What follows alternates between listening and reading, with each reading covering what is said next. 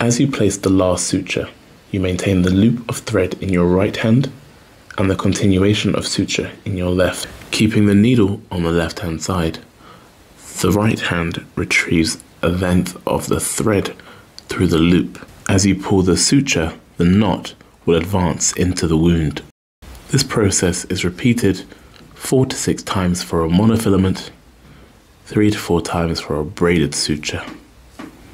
Once the final knot is made, the needle is brought through the loop in its entirety. If there are small gaps at the end of the wound, you can continue the subcuticular for 1 or 2 passes.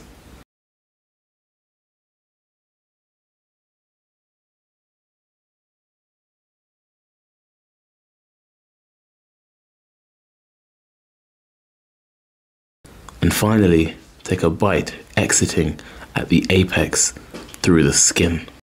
Once through, pull the suture, the knot will remain buried and you can cut flush with the skin.